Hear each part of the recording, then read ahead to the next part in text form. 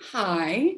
So we are doing 2.7. 2.7a we did yesterday, and that was on finding, where a parabola and a straight line might meet, using the substitution method to find the solutions if we didn't want to graph. That would be right here, right? So today we're moving on, and we're going to put it into practical use. And we're also going to talk about inequalities, if a parabola is an inequality, and shading and what that looks like. So let's begin. Okay, Andrew,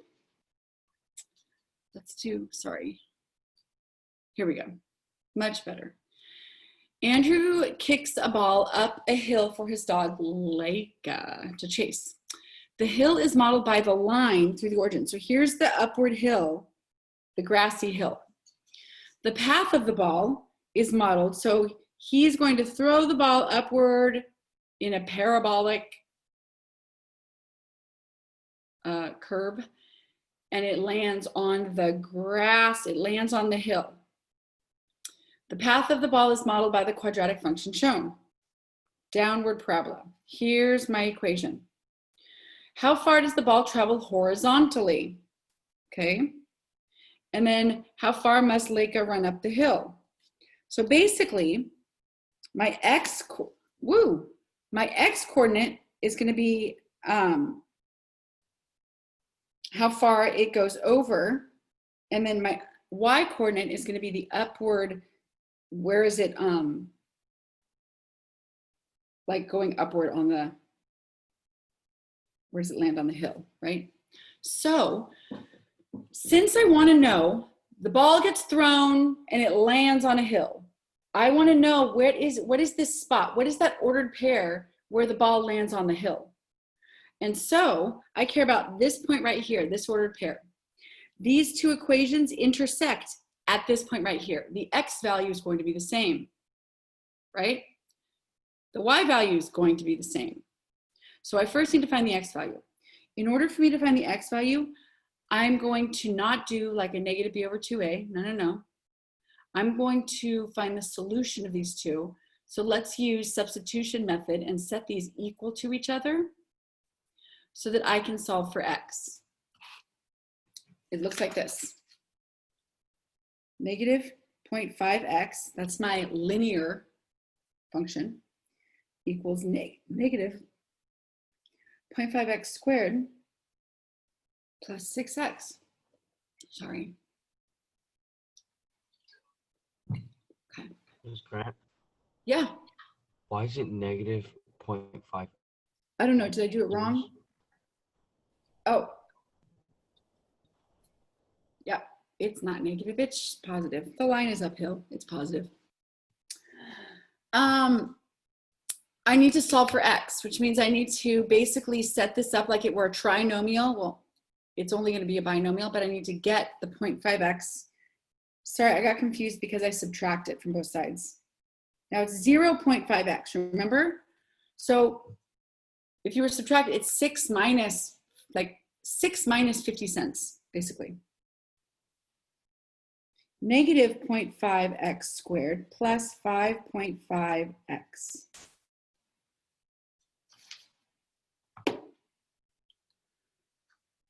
Okay, how am I gonna factor this? Am I gonna complete the square? What am I gonna do to solve for x on this? If this is what you're given, your choices are quadratic formula, completing the square, factoring.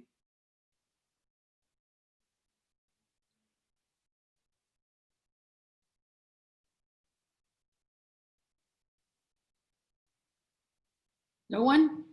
I don't want dead air. It's like silence right here. Hello? Is there any number that I could, is there something in common? Is there like 0.5. Yes, 0.5. Since it leads off with a negative, I want to factor out GCF, guys, GCF. And isn't there an X in common as well? Okay, so this factored out of 0.5x squared is x. 0.5x factored out of 5.5. So you're basically like, how many halves are in 5.5? Half, 1, 1.5, 2, 2.5, 3, 3.5, 4, 4.5, 5, 5.5. I just did 11. And it's minus 11 because it's the opposite sign. Because I factored out this negative right here. So this is my GCF factoring. This means that now I need to set both of them equal to 0. Okay? Negative 0.5x equals 0. X minus 11 equals 0. Okay, this is just nothing. I can't solve for that. It has 0 as an answer. But add 11 to both sides, x equals 11. Okay, 0 is not going to do me any good right now. But I want to let you know that this 11, this is a number that I can use. 0 is like my extraneous solution, right? So over my ordered pair is going to be like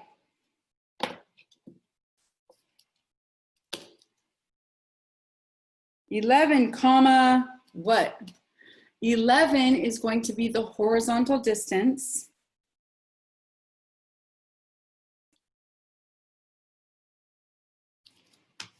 that Andrew kicks the ball.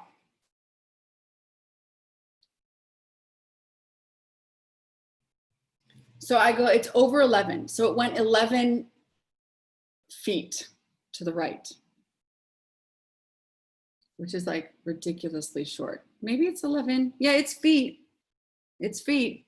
That's really, So basically, Andrew kicked it super high up in the air and it didn't make a lot of like distance. I know that my X value is 11. In order for me to find out how many up did I go, what's my Y value, I plug in 11 into my equation.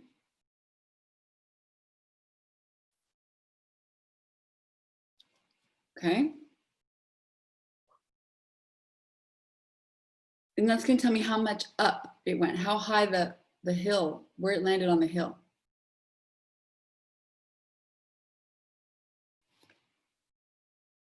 Okay. Y ends up being 5.5. You need a calculator, right? 5.5 is going to be my, where the ball lands on the hill.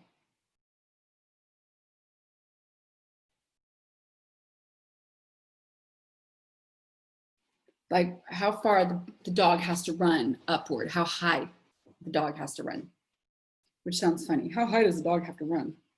But 11, 5.5. Okay.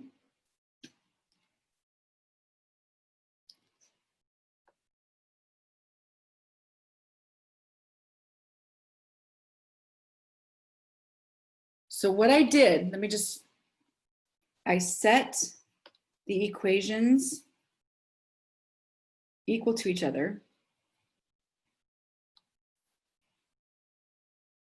Then I use the substitution to solve for X.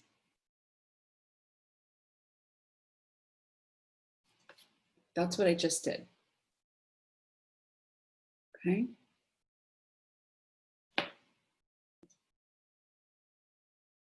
I want to go to the next problem. Okay.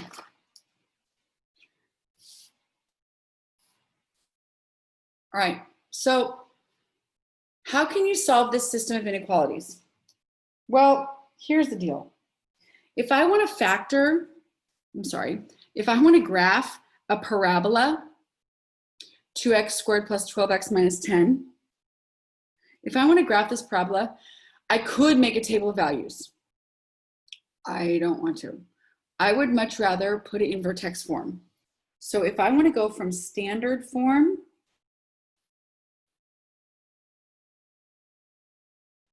to vertex form,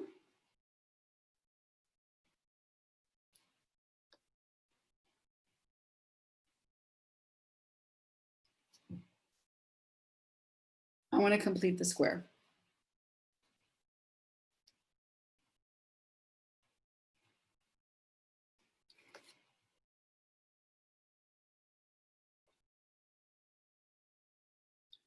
So that means that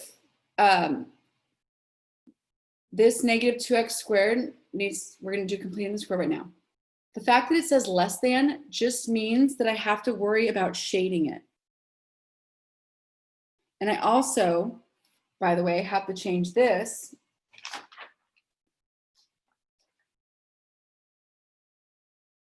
which ends up being, because I have to do shading for that too. Okay.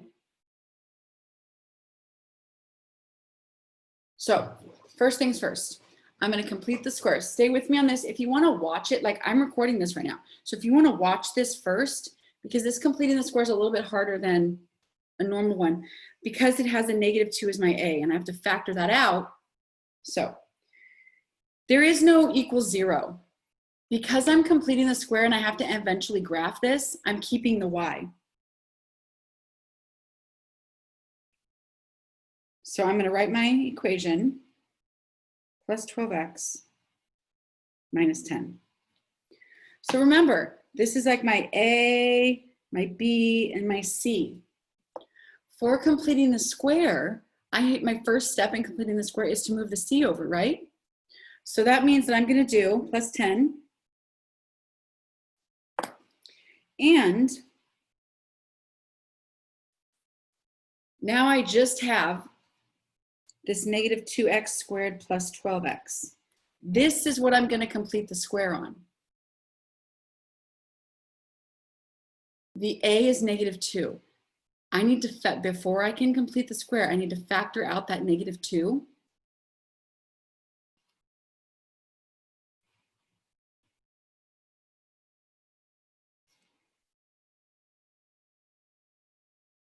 Okay. Now it's a matter of completing the square. Cutting B in half, right? And squaring it and adding it to both sides. So on this one, I'm going to do -6/2 squared. And I'm going to also do it here.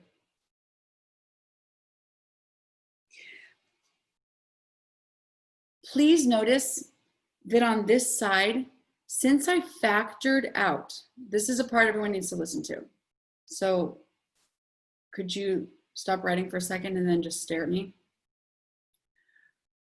Since I divided out a -2, that means that this used to be 2x squared. This used to be 12x squared. So this here is a 9, but it would be an 18. Like I have to still,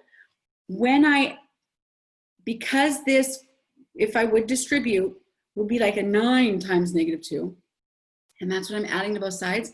I need to add to the left side this 9 times -2. It's this -2 here that I'm adding.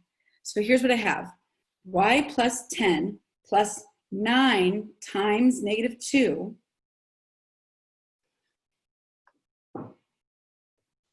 Because this A just can't be forgotten. This -2 that I factored out can't be forgotten. Whatever I do to one side, I do to the other. So since I would have, if I wanted to distribute it, I would have to do 2 times x squared, 2 times the 6, 2 times the 9, 18. If I have 18 on the right side, I need to have the 18 on the left side. Now, right? I'm going super slow steps. And I hope you know that this is where the 9 came from, right? 6 cut in half is 3, 3 squared. Well, -3 squared. So 9 times -2 is -18. Y plus 10 plus -18. Y plus 10 plus -18. Y minus 8. factor this perfect square trinomial, x squared minus 6x plus 9.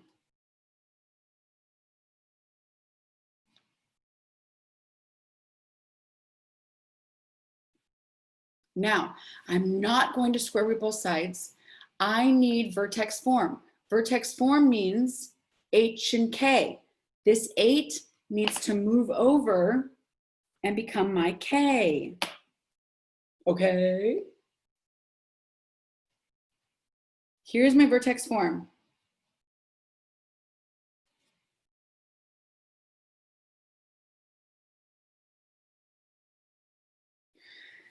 My vertex is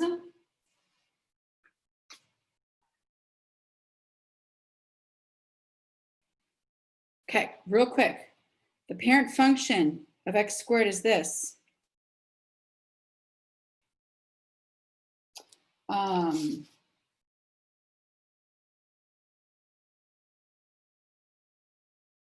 Remember that? Regular old parabola. But with a negative 2x squared, negative 2 is my a. That a changes what my shape is going to look like. It's going to get skinnier. Okay? Here's the parent function. Here's the table of values. Remember, this is from the vertex. I make these movements. You multiply the y times negative 2. Negative 2 comma negative 8. This is downward facing. It's downward facing because it's a negative parabola. Negative 1 and then 1 times negative 2. Remember?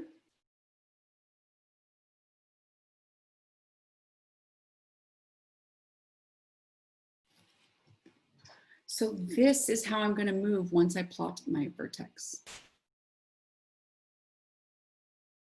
Because the a was negative 2, it's going to be a skinnier parabola.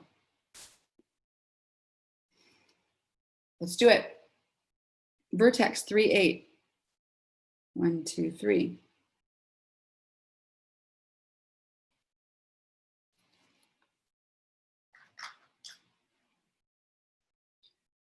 From my vertex, 2 to both sides, down 8. Ready?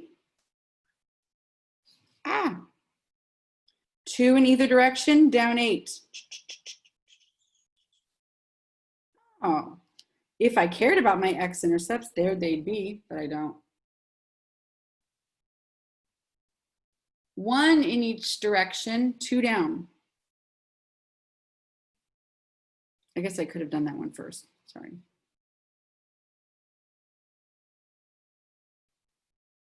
This is the shape now, and that says less than. That means it's a dotted line. You guys remember all that? Solid line versus dotted line. Here's dotted or dashed. Here's solid. Remember that? I'm still going to do that. So you're making a dotted parabolic. Okay. I'll give you a second to catch up. I feel like I'm going a lot.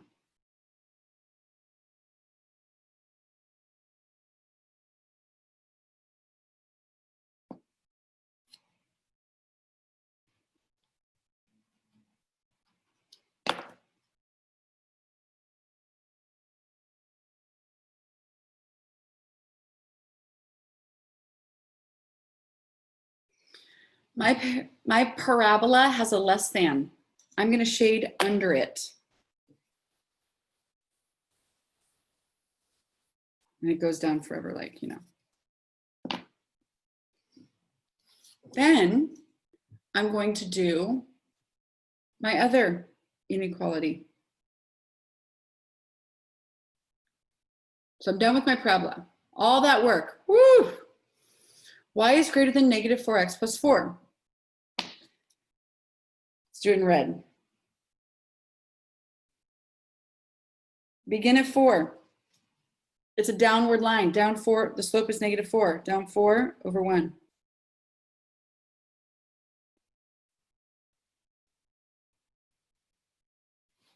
This is also a dotted line.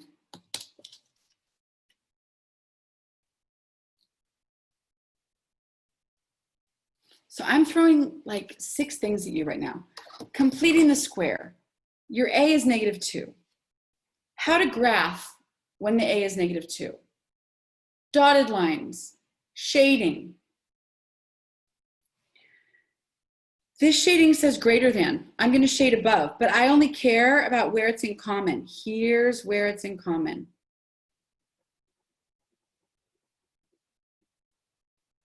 Those are my solutions. The red, darker area right here.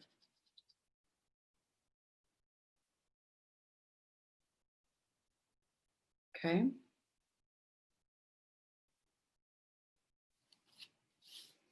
Down here, just for time purposes, this next one, I'm going to do it on Desmos so you can see how it works and how it looks.